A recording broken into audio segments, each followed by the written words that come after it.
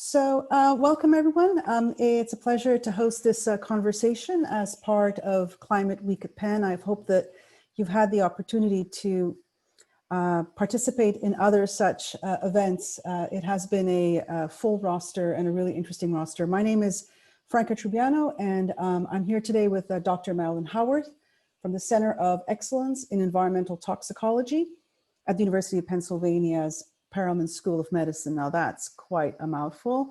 I'll let Marilyn introduce herself. I'll just say a little bit that I'm an associate professor at the Weitzman School of Design and a licensed architect. And for more than 13 years, I've been, I'd say, conducting research on the subject of climate change, environmental design, and building materials. And today I'm particularly focused on the question of life cycle of fossil fuels, building materials, and human health.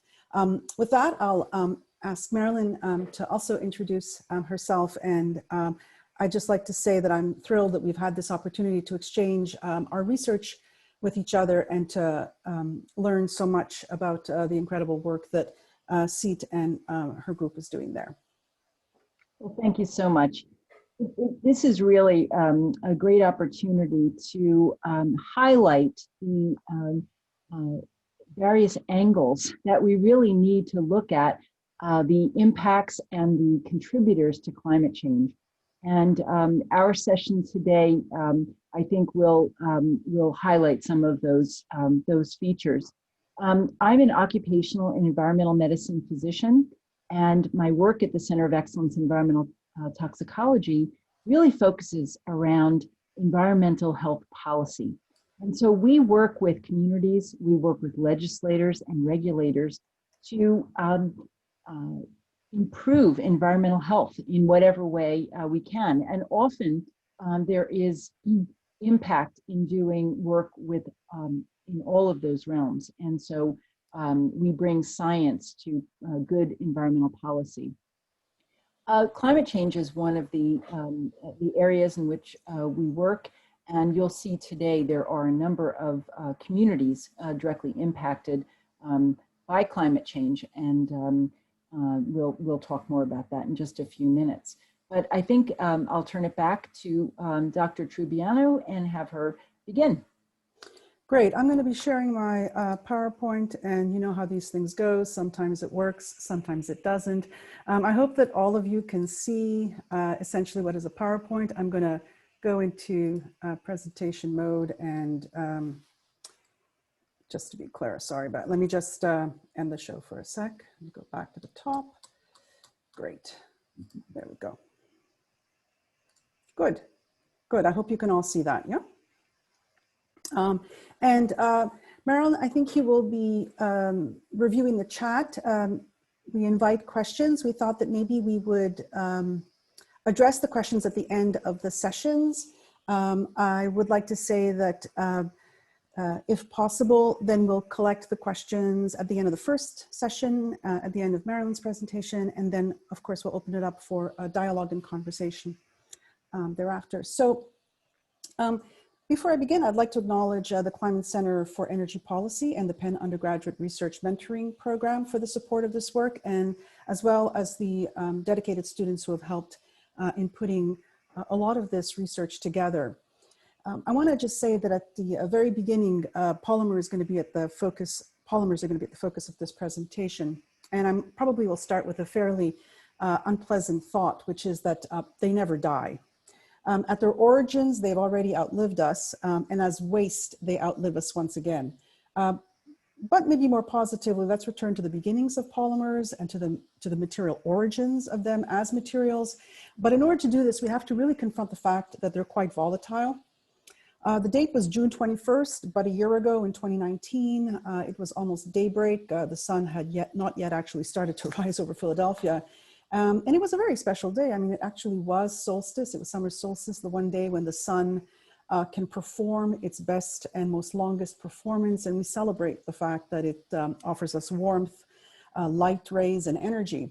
But yet it was the sun of a very different kind that awoke the good citizens of Philadelphia that morning. A fireball of crude petroleum exploded just after 4 a.m. at the oil refinery that we're going to be calling Philadelphia Energy Solutions. This is the largest, and it was the largest petroleum refinery in the Northeast, and it sent into the sky plumes of toxic chemicals, smoke particles, and of course, even some deadly projectiles. The explosion actually torched the content of a storage tank in the alkylation unit that had used highly volatile hydrofluoric acid. The cause, it was assumed, was a corroded pipe elbow in the unit that had leaked, forming a vapor, and which quickly ignited.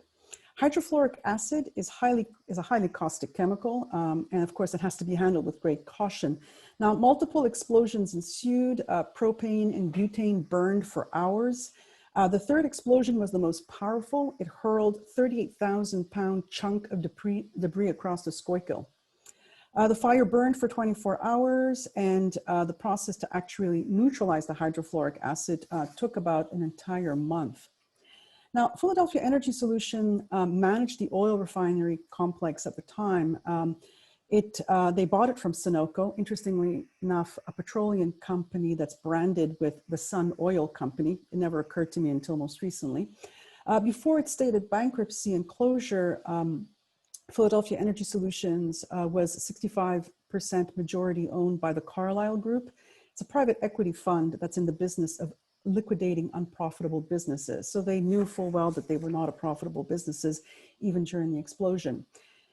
Now, post-accident investigation by the Chemical Safety Board, it revealed that the ruptured elbow, which was the cause of the explosion, was, and I quote, 0.012 inches thick, which is less than a tenth of the thickness that would have triggered a replacement.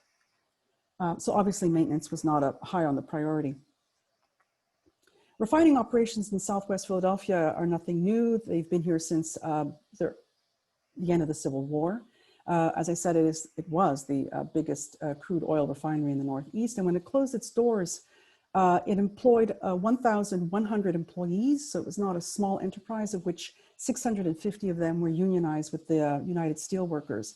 Now, what did PES produce? These are the sort of refining products of crude oil, but they also produce these as feedstocks. And these feedstocks are essentially the building blocks of polymers. Now, where did they actually source this petroleum? Well, it was sourced from the North Dakota Bakken Formation. The Bakken Formation is drawing a tremendous amount of, I should say, raw materials that was being used for the domestic production of PES. The Bakken Formation borders 2 provinces and 2 states. At its peak, 3 trains of Bakken oil were arriving at PES per day with over 200,000 barrels of oil. They even built a special rail terminal to receive this shipment.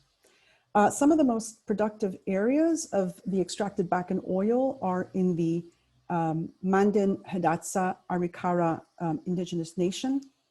And according to a report by PBS and Americans by Number, the MHA Nation members certainly benefited and continue to benefit from the oil extraction. They have been compensated for the right to drill, and in many instances, and in many cases, and in most cases, the transaction is consensual. However, of course, without delay, the Bakken oil boom brought organized crime, human trafficking, and drug-related offenses are twofold on the reservation. Environmentally, the North Dakota oil boom has been no less devastating. By 2014, quote, over 1 million gallons of fracking water have spilled over a tributary of Lake Sakanawe, which threatens, of course, tribal drinking water. And oil and gas production from the Bakken Shale is projected to use 5.5 billion gallons annually of water. This is the image of, as you can see here, the Bakken Shale by the NASA Goddard Space Flight Center. Natural gas often bubbles up to the surface as part of the process of the actual extraction. Now, lacking the infrastructure to actually pipe the gas away, many drillers simply burn it in a practice known as flaring. And due to the lack of gas pipeline and processing facilities in the region, about 30% of the gas is flared. And this is what you're seeing in the night sky. And if that were not enough, by 2013, North Dakota had become the most dangerous US state to work in, with nearly 15 workers per 100,000 perishing at work. That's 4 times more than the national average. In that year alone, 56 workers died in North Dakota. So at their very beginning of their lives, fossil fuels, polymers, and the affiliated industries do kill us. So on the morning of June 21st, 2019, thankfully only 5 injuries were recorded. There were no fatalities during that explosion. But you know, in that radius, a 2.5 radius from that site were sleeping and living 400,000 people. Rail cars that were delivering crude oil to the PES refining site traveled immediately adjacent to some of the most dense residential and recreational sites in the center city of Philadelphia: dog parks, basketball courts, community gardens, central post office, Amtrak station, all within walking distance to that rail line. And according to the city of Philadelphia officials, the explosion posed no serious threat to the surrounding community. Quote, no ambient carbon monoxide, hydrocarbons, or hydrogen sulfide were measured by the Philadelphia Department of Public Health. But of course, we have since come to know that the explosion released 676,000 pounds of hydrocarbons, most of which were burned in the fire. In addition, according to a report that was released in October of that year, the U.S. Chemical Safety and Hazard Investigation Board, quote, identified 3,271 pounds of hydrofluoric acid having been released into the atmosphere, and the refinery's water supply spray system contained about 2,000 pounds of the acid. So indeed, it was no surprise that environmental and health traumas were nothing new to the site before or after the explosion. Now, the reason I'm interested in this is because this is a different story, but this is the story of myself as an architect interested in design, technology, innovation, with some ecological aspirations for sure. Now, this is a story that I'm going to offer here, which is somewhat more naive and indicates professional negligence, and that being mine, both my naivete and my negligence. The year was 2007, and the goal was to build a net zero home whose energy production using solar technology would be equal to its energy expenditure. After all, cooking, heating, cooling, reading, and emailing should not adversely impact the world and should certainly not contribute to CO2 emissions. So the idea was that all of the house's energetic needs would be taken care of by these 27 solar cells and designed in the form of wings ready for us to take flight. Now, the project was called Icarus Redux. It was an interdisciplinary project, and its ambition was to maximize the amount of solar light and energy that we could channel, store, and transmit. Now, certainly aspirational, and yet it was highly misguided. Why? Because actually most of the house was built of plastics and a little bit more plastics, because we had plastics on the outside. They were very diligently shielding the house from sun rays. And then we had plastics on the inside. We had plastics in the bedroom, plastics in the bathroom, plastics on the facade, and we even had plastics on the roof. Gaskets, sealants, PEX tubing, panel laminates, polycarbonates, polyacrylics, nano aerogel, ethylene, tetrafluoroethylene, we had it all. We couldn't get enough of this stuff. Now, most ironically, we actually won the British Petroleum Solar Award for Innovation. Well, of course we did. We excellently demonstrated the myriad of ways that one could continue to exploit petroleum in buildings, even if we succeeded in using the sun to displace the use of fossil fuels for powering the house. Now, it never occurred to me, I'll say embarrassingly at the time, that the use of so much plastic might do more to undermine the stability of the climate than the strategy to use solar cells. My focus was on design, and design was, in my mind at the time, surely not a factor in climate change. After all, achieving net zero was the engineer's responsibility. It wasn't the architects. They could design to their free will. Now, never had fossil fuel depletion been a factor in the choice of materials for this project, nor did we actually think about the risk of toxicity, waste, off-gassing, VOCs, and poor indoor air quality. Well, we had actually built our Icarus. This time the wings, of course, were built not of wax, but of polymers. So I'm basically suggesting that as designers, we need and we should play a role in recognizing the level at which we are complicit in actually using most of these petrochemical feedstocks, which are delivered to the chemical industry for really no money whatsoever. We do love our plastics. We use them in our design palettes freely, wantonly, with much desire. And we know, of course, that nearly all plastic produced today, more than 99% of it, is manufactured from fossil fuel feedstocks. Of course, no surprise to most here, they participate in a fairly complex polymerization process. And the construction industry is the second largest consumer of plastics in the United States, consuming more than 12 million pounds per year. These are some of the kind of everyday plastics that architects use within their palette of design. And even just this summer, we looked at the polymerization process for these typical PMMA, bisphenol A, polyvinyl chlorides, and polystyrenes. We love our, this is the kind of feedstock that we then specify in our architectural specifications for the ethylenes, the vinyl chlorides, the carbonates, and the acrylics. We love our thermoplastics because it makes possible these kind of beautiful projects, whether in New York or in Munich. We love our thermosets. You see here, of course, of a different nature that often contributes resins. And we certainly could never build and keep water out of our buildings without elastomers. So we really have become quite dependent on it. The problem is that, of course, these come with risks.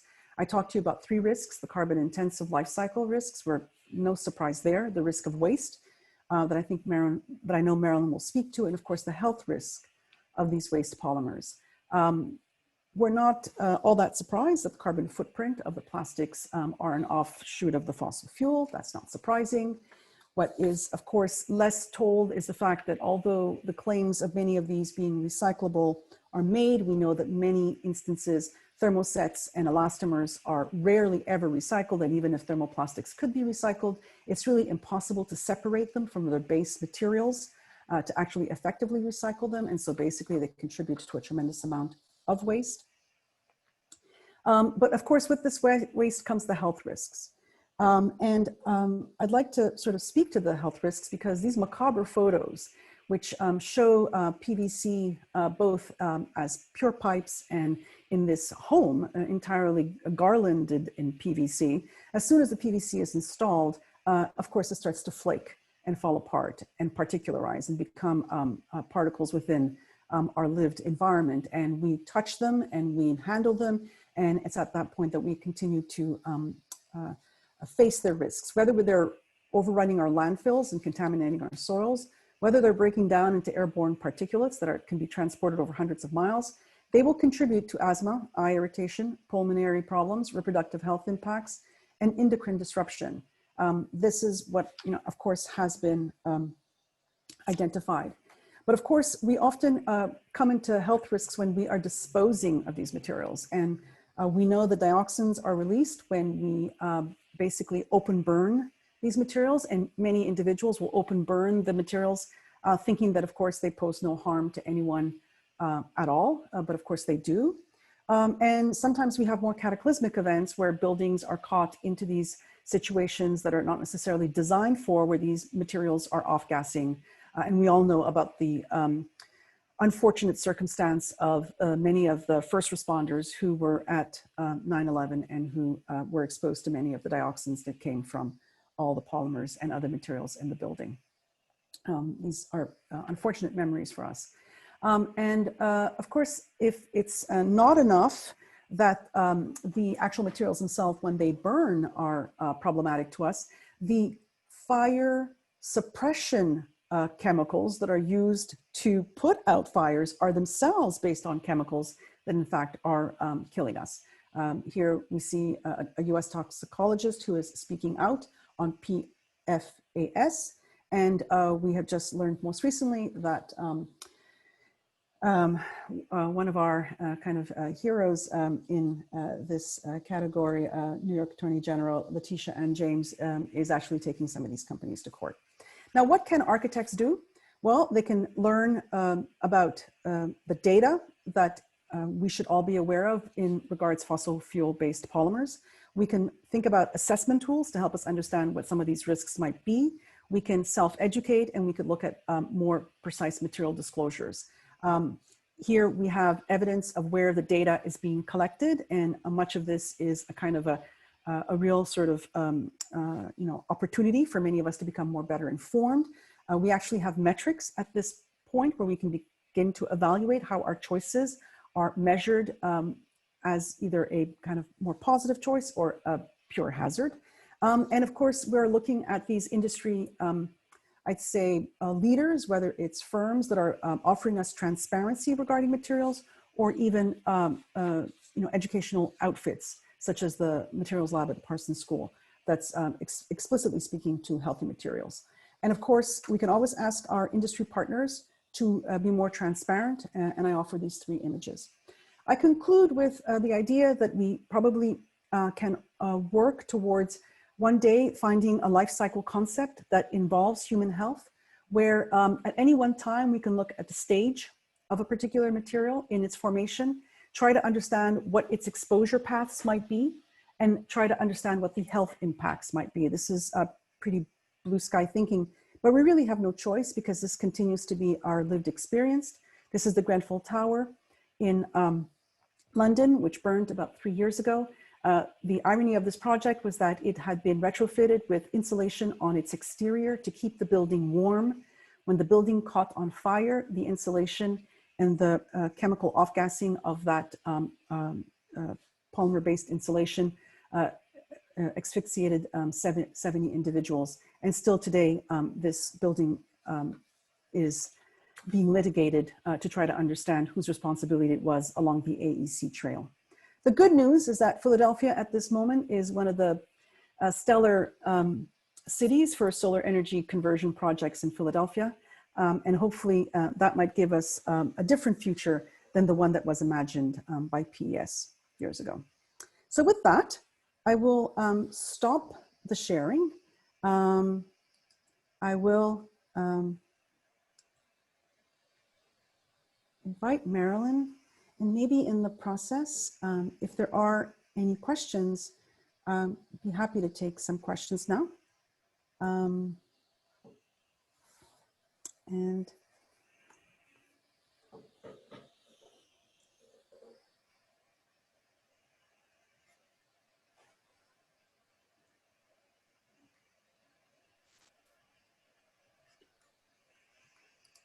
If Franca, it's Richard. How are you? I'm good. Good, Richard. Hi. Let's see. Can you see me? How are you?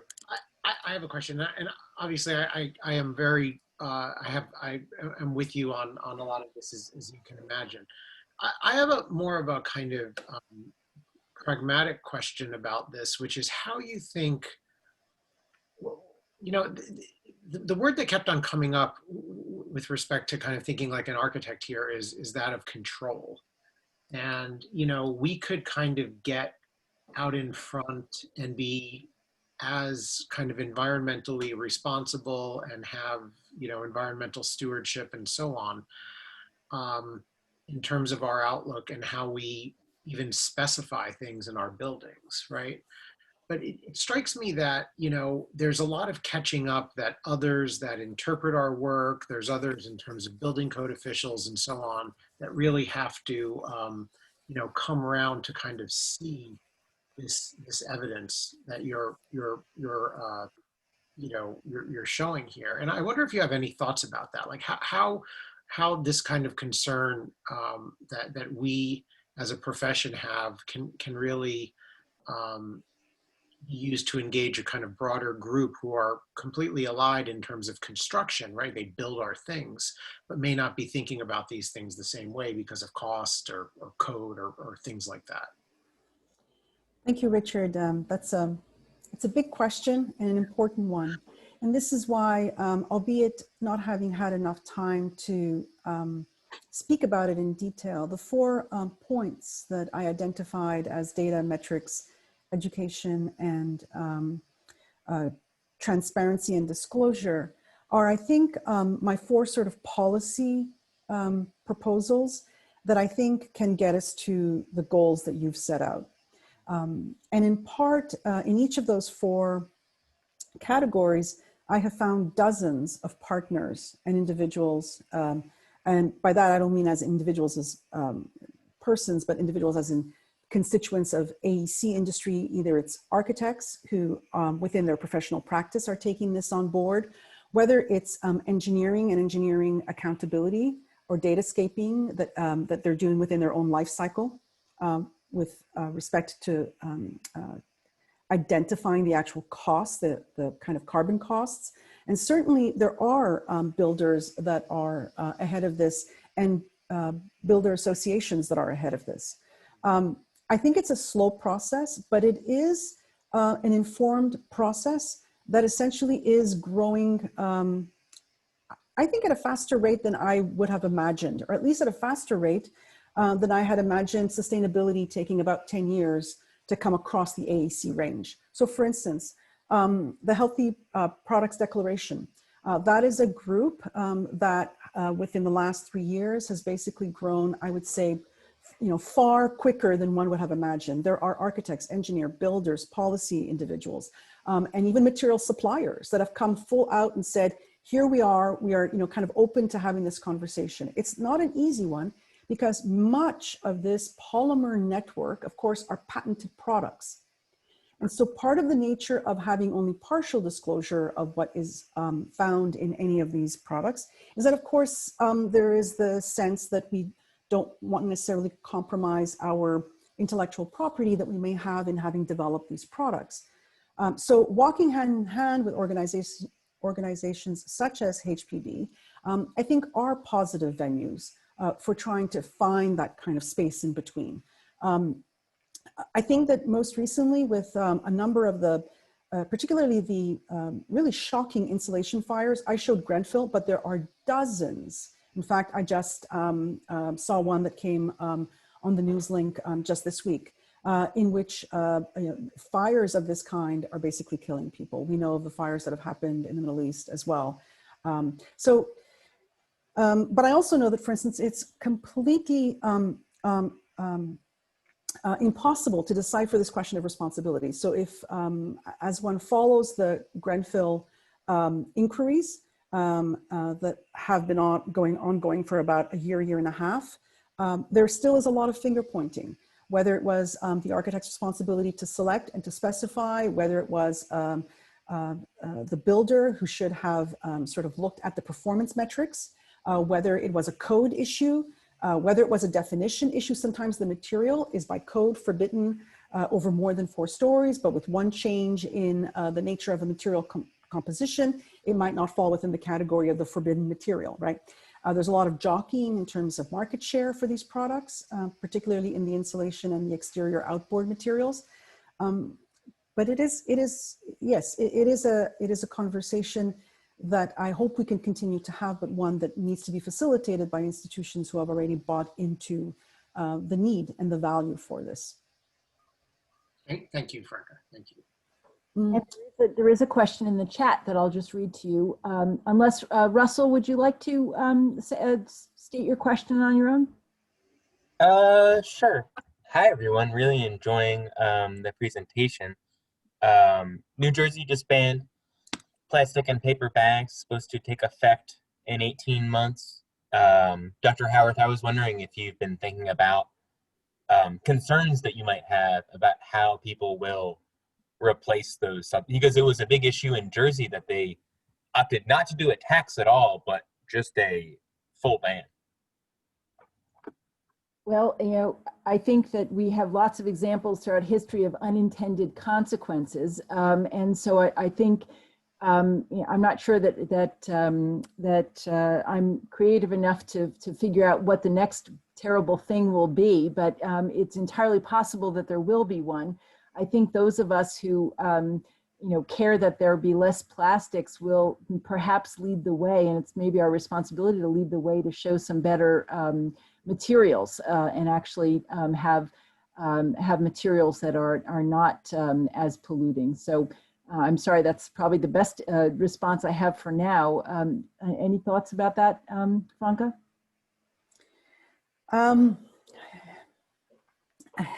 Well, one would have to have that kind of imagination of how one could get around it.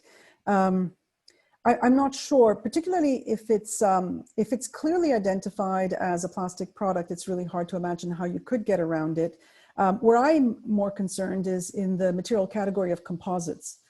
Composites are materials that typically have a matrix and a sort of reinforcement within them. And sometimes one or the other of those two is in fact a polymer-based material. To begin to identify the percentage of one to the other is again requiring of transparency, but then the ability to actually pull those two apart and claim that they can be put into a down cycle stream in an effective way and therefore could be recycled is almost impossible. So as long as that material is clearly plastic, we have a hope to be able to identify it and to be able to follow it through its hopeful life cycle, in that it might become not, that it doesn't become waste.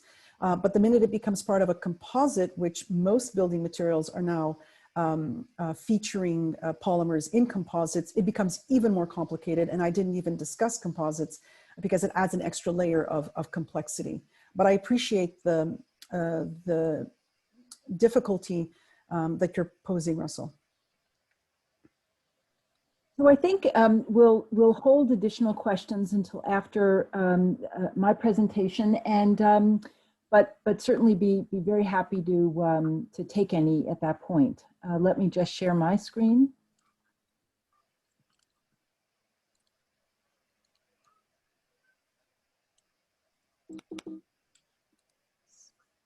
Sorry about that. There we go. All right, so we're going to start in the same place that Dr. Trubiano did, at the PES refinery. As though you haven't heard enough of the waste issues related to fossil fuels, we're going to go in a slightly different direction in terms of legacy waste. Oops. I'd like to go back in history a little bit about the PES refinery. As you know, it's 1,300 acres, but it all started as the Atlantic Refining Company in the 1860s.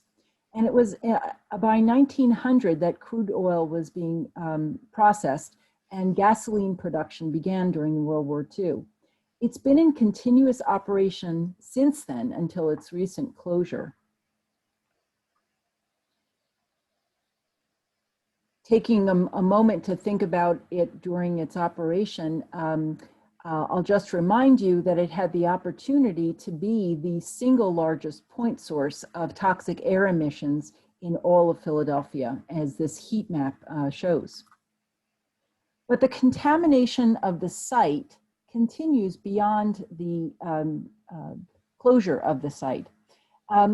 In 1879, there was a massive fire there that led to 25,000 cases of petroleum being quote unquote destroyed, but actually much of it leaked into the soil. And in 1884, groundwater contamination was needed to be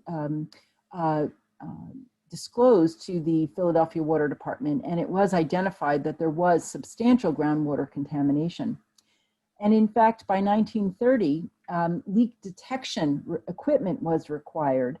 And at that point, they were recovering 50,000 barrels every month of leaked petroleum products. So even as long ago as 1930, this was the nature of the leakage there. So you can imagine cumulatively over more than a century how much petroleum products were leaked into the soil. And so this site has been determined to be grossly contaminated. As a petrochemical site, it cannot be considered a Superfund site. Its petrochemical is exempt from the Superfund legislation.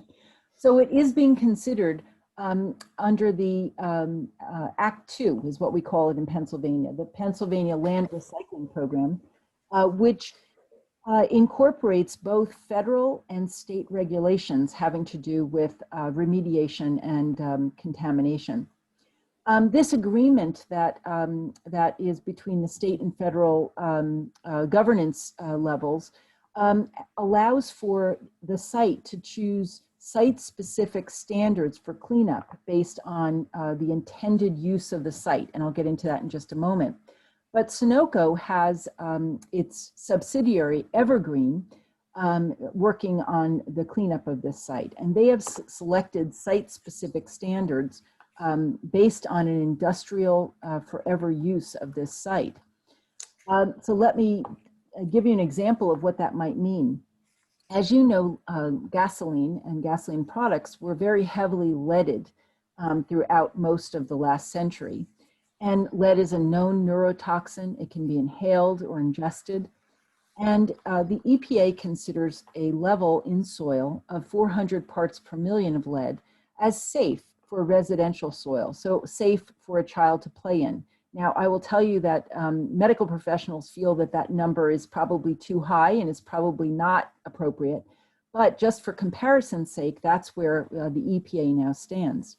The Department of Environmental Protection has approved for this site, the PES site, a level of 2,240 parts per million of lead. And so what that means is that people can never live on this site. Animals and people can never recreate on this site. This site is forever industrial with the current accepted approved standard. But it's not just the lead. There is really significant groundwater contamination from the elaboration of all of this leakage of petroleum products over this more than a century. And the exceedances are for all of the items that are listed here on this slide. The ones with the asterisk are known human carcinogens. In other words, no question about it, proven human carcinogens. Benzene is a very common one, and it has been found in concentrations as high as 480,000 milligrams per liter, with a standard of what's reasonably acceptable at 1,000 milligrams per liter. Near the Schuylkill River, between 2012 and 2016, 112,000 gallons of gasoline was recovered from the groundwater. This was done just to keep the gasoline from getting into the river. So an ongoing process to clean the groundwater so that we would not have large oil slicks in the Schuylkill. And this recovery system continues to this day. Concentrations of benzene and naphthalene have been so high in soil that vapors from these contaminants that have gotten into buildings in the area on the property as recently as 2017 were considered too high for occupancy by people. And what's more, the groundwater is not just under the site. The groundwater is emanating off-site under people's homes. And the question is this groundwater impacting the health of people? The remediation process has not gotten far enough along to actually know the answer to that question. But additional testing needs to happen both in the ground itself, the soil, and the air above the ground. And I just wanted to give you a sense for how we think in toxicology about cancer-causing agents versus non-cancer-causing agents. The red line is a non-cancer-causing agent. As you can see, some dose along the x-axis, some dose we can tolerate without any ill effects. And at some point, we reach a threshold at which time some kind of ill effect may happen. And what that ill effect is depends on what the nature of that chemical is. But look at the blue line. From the start, there is an impact or an increased incidence of cancer that can be attributed to a known human carcinogen. So now think about the benzene. Benzene here in much higher concentrations in an occupational population. We see that exposure for over 40 years of 1 part per million might lead to a relative risk of 1.7 for cancer. But when you increase that by 10-fold, the relative risk is much higher. So it's not necessarily linear, it is exponentially higher. And I would suggest to you that we have multiple sources of benzene exposure in our lifetime. And so this benzene exposure from sites like this can be consequential to people, even in and of itself, the levels may not be so high. They combined with other kinds of exposures to benzene, it can be really very important.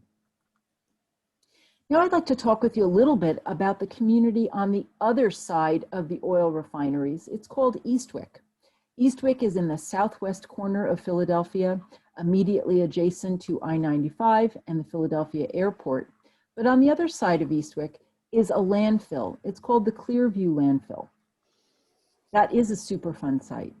Clearview is right here, and there's another one that's in the John Hines National Wildlife Refuge called Fallcroft.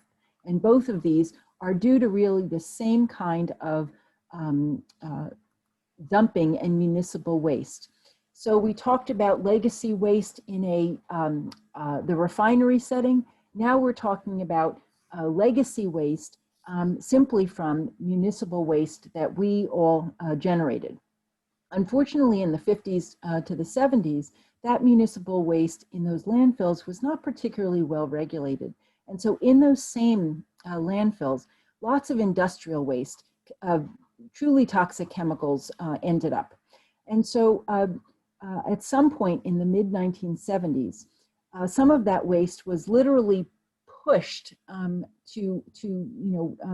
the edges, and a neighborhood and a city park was built there, the Eastwick neighborhood and city park. Unfortunately, continued illegal disposal activities continued through the 1990s, and it took until 2001 before it was actually put on the national priorities list or became a Superfund site.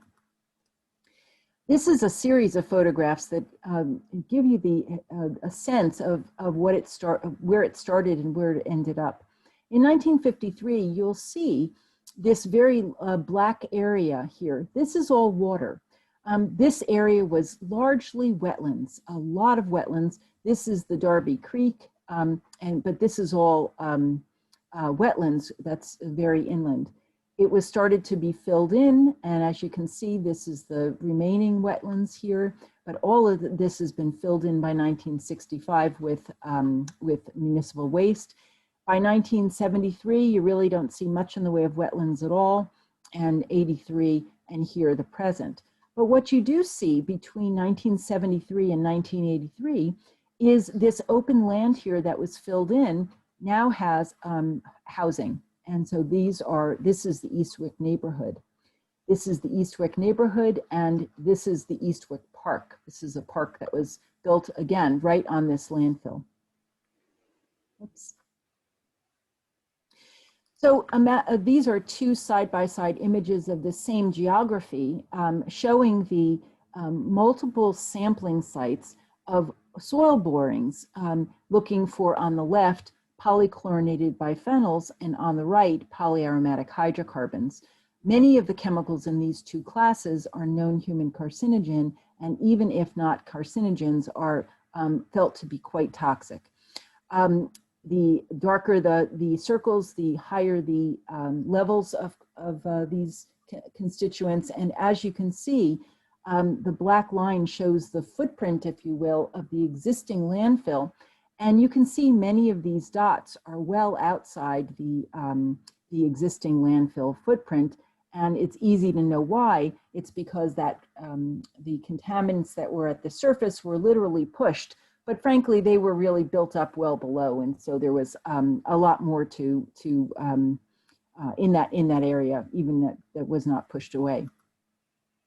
And the EPA's risk assessment showed that cancer risks were higher or unacceptably high for residents if they contacted surface soil, if they were recreationally using that park, certainly for industrial workers on the site, and groundwater, if anyone was coming in contact with groundwater, the risk was too high. Fortunately, in Philadelphia, no one uses groundwater for drinking water. But the other issue that really is significant to the residents is the contamination of the fish. If you are a subsistence fisherman or even a recreational fisherman who eats the fish, the risk was higher than what was acceptable. And so what did the EPA do? They had to dig out the front and backyards of these folks' homes. Now, they didn't dig it all out. They dug out about 2 feet. And so at the interface of the dirty or still contaminated soil and the clean soil that they put on top of this, they put this orange mesh to show where that delineation was. Whoops. And so this is what it looked like when it was all put back together. And so they did a very nice job in some of these neighborhoods that needed to be remediated. I believe it was over 150 homes that needed to be having this kind of remediation. And then August of 2020 came, and we had Hurricane Isaias. With this hurricane, you may have seen on the news that the Eastwick community was flooded. What you're looking at here is standing in the Eastwick Park. You are looking at not a river, but rather the landfill itself. The landfill that is all ground normally and not wet at all. If you looked at this Twitter video, you would see this water flowing from the Cobbs Creek to the Darby Creek and carrying with it probably some contaminants from the landfill. And in fact, this is what the neighborhood looked like. There was extensive neighborhood flooding. In Philadelphia on that day, there were over 100 rescues of people, water rescues of people from flooded areas, not all Eastwick, but many of them were in Eastwick. And so the contamination that we have that emanates from the petrochemical industry has new life here in this kind of climate change scenario, where we are now redistributing through flooding and through other storm events, a lot of these contaminants, these legacy contaminants, the contaminants that are left over in places. And so with that, I will stop, and I'll be happy to take questions, as I'm sure we both would. Feel free to follow us on Facebook and Twitter if you are so inclined.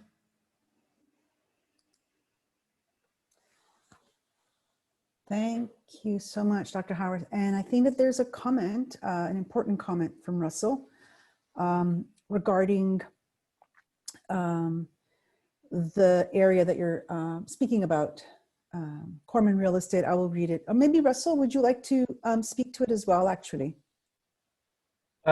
Sure, I'll start my video too. Excellent. Yeah, it's just a thing that happened.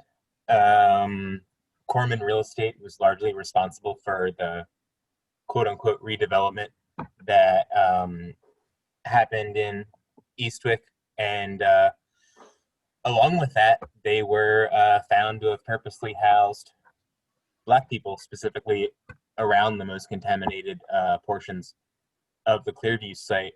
And it's really bizarre because there was a settlement in the late 80s, and they just kept doing business there for another 20 to 30 years. They actually only recently sold their real estate holdings in Eastwick in the last 2 or 3 years.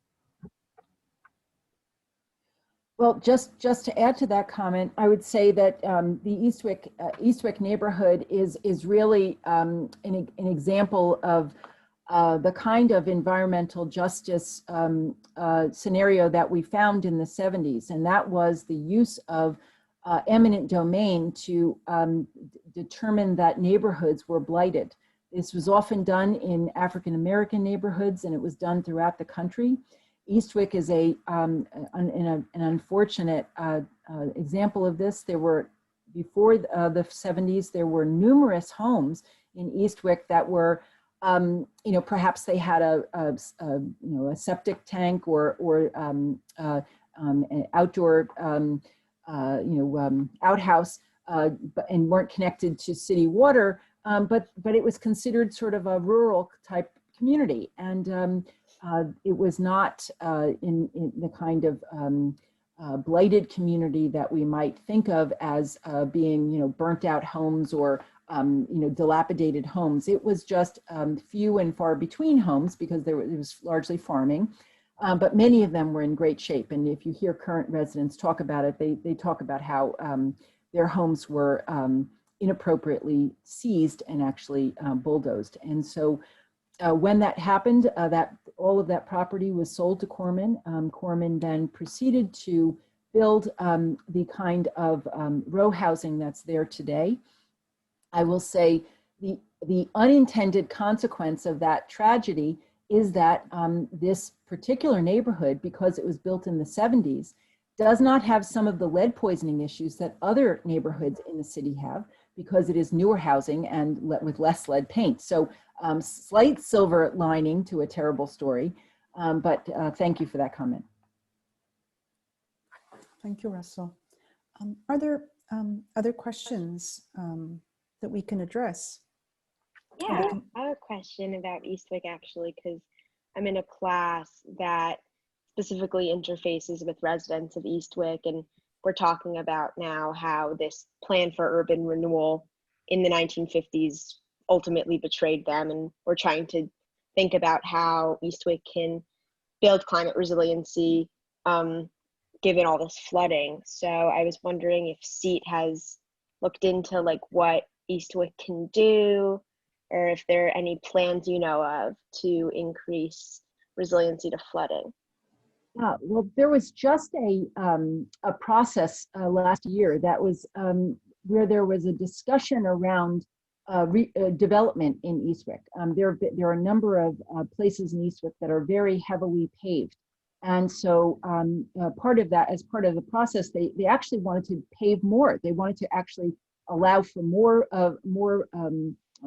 impermeable space. And SEAT has wrote comments supporting the community, saying that would not be helpful, would not in any way alleviate flooding, in fact, would make it worse. And so we also have been engaged with the Eastwick Community Advisory Group and the Eastwick Friends and Neighbors Coalition to try to get the Army Corps of Engineers to look at Eastwick and engage around reducing the flooding. Unfortunately, the EPA, through their mandate through the Superfund site, was not permitted to include flooding mitigation in the Superfund remediation process, but they are obligated not to make it worse. And so the Army Corps of Engineers, I think now is the key organization to mitigating that going forward.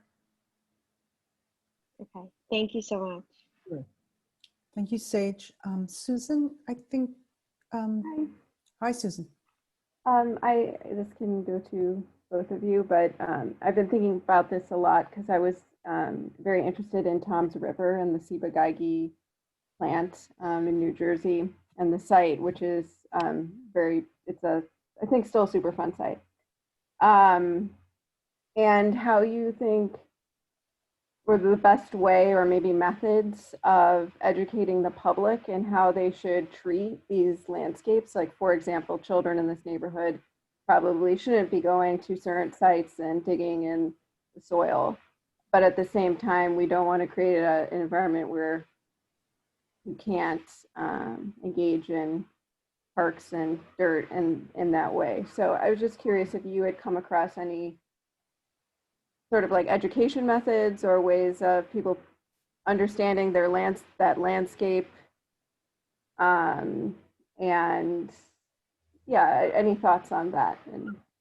Well, I think, if you've seen one Superfund site, you've seen one Superfund site. They are so different one to another.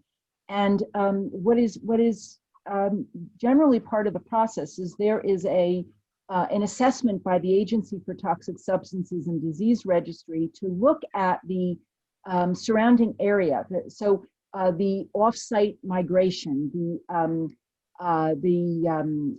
intrusion into waterways, and so ways that the public who live and work around a Superfund site might become involved or might get exposed.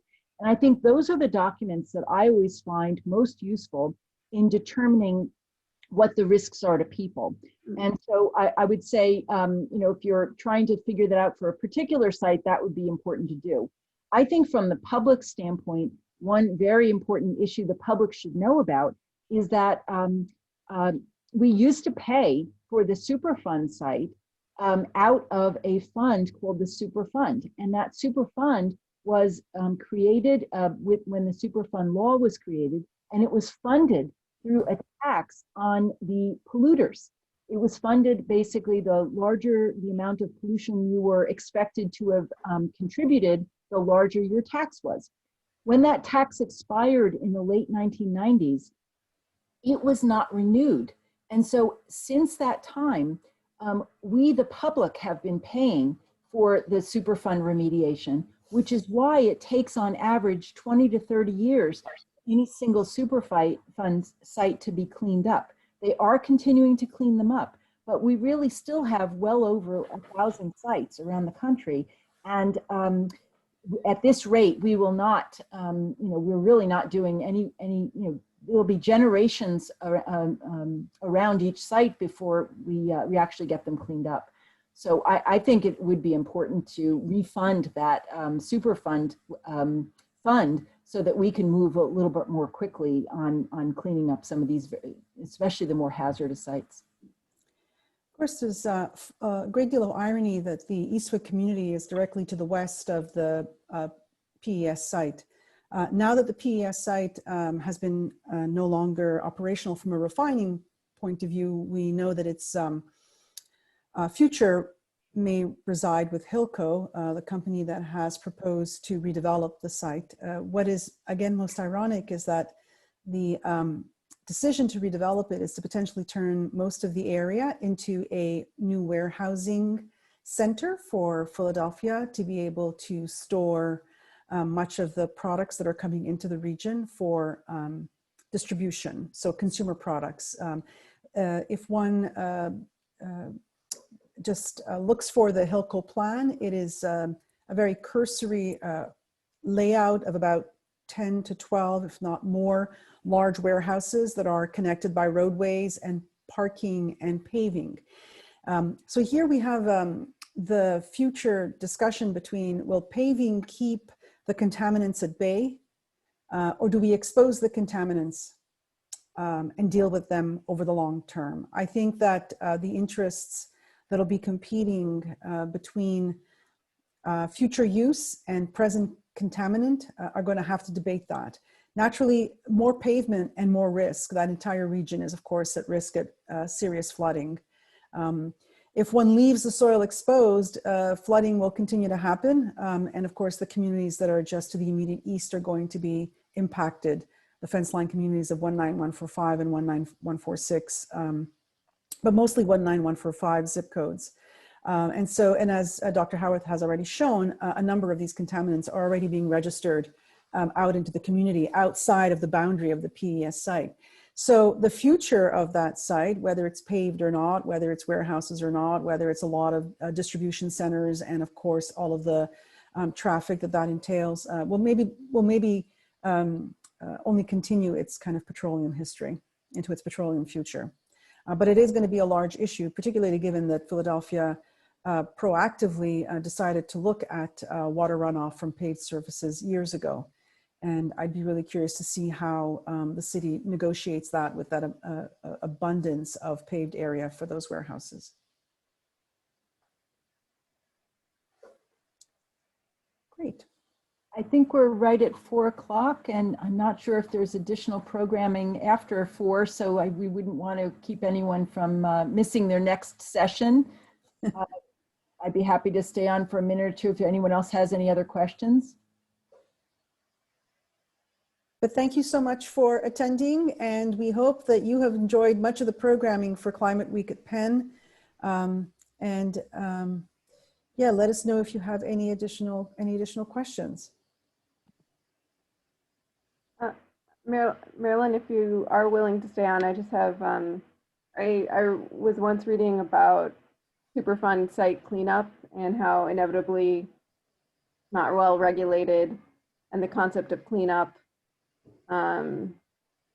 is ambiguous. We don't really necessarily know where everything is going, and then what's the final end place for the things that are cleaned up not on site. So I was just wondering if you had any research or thoughts on, you know, Superfund cleanup and the trail of kind of toxic waste and where it ends up?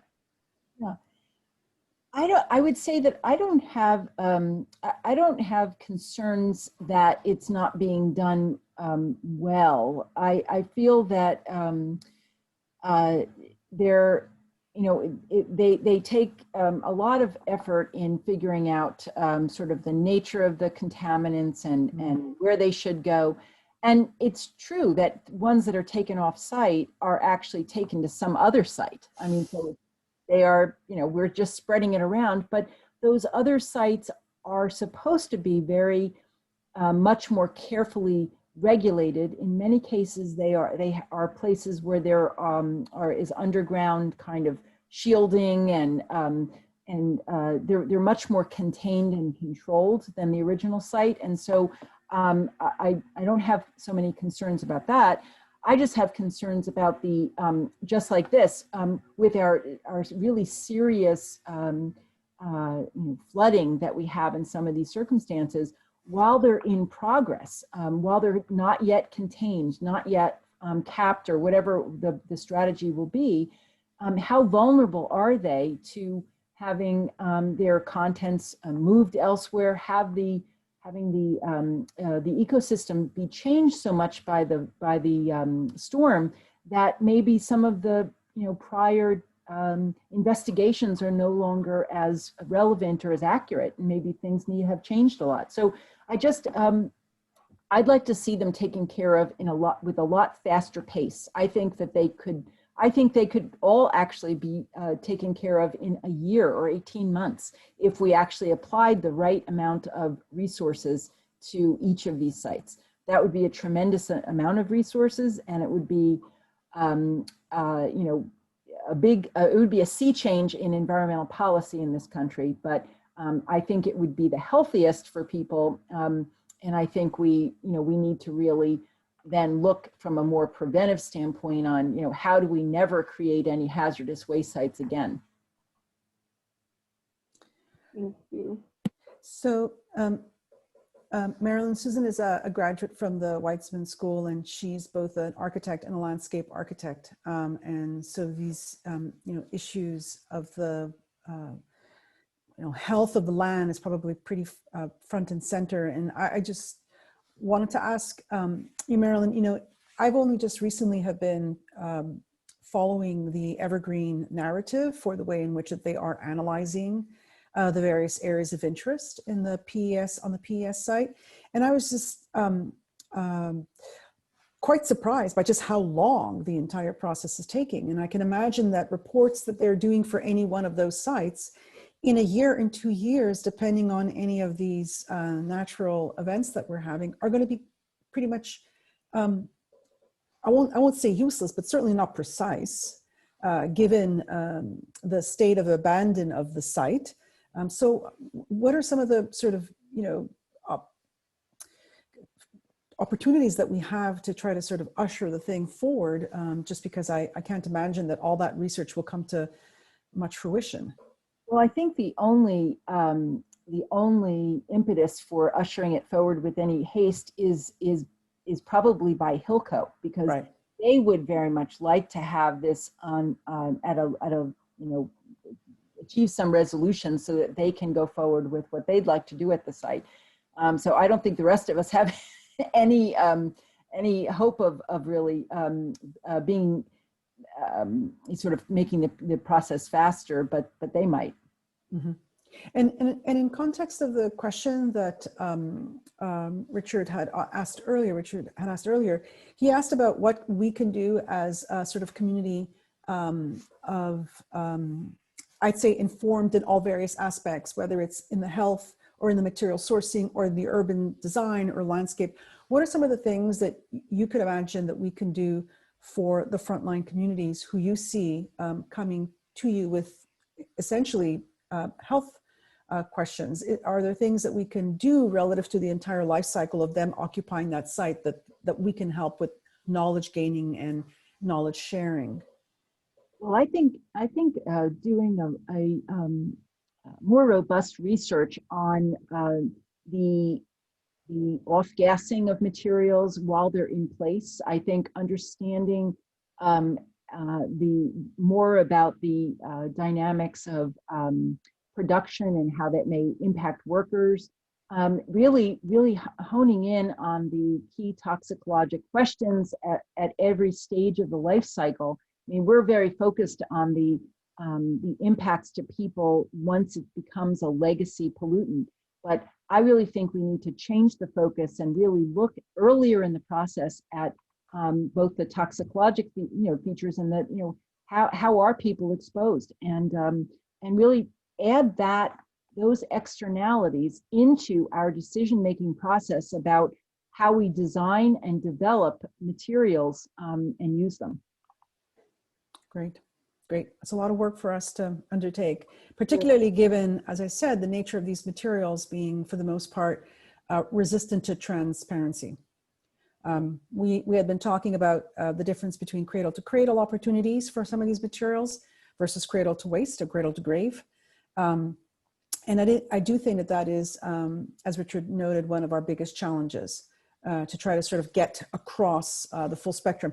Not to mention that much of this legacy waste, particularly the legacy polymers, essentially are always with us, right? They departicularize and they become part of the environment in ways that are difficult to recapture. So it is, you're right, at the beginning, the best opportunity that we have to reduce its actual production and its actual use. I agree. Did we end on that note?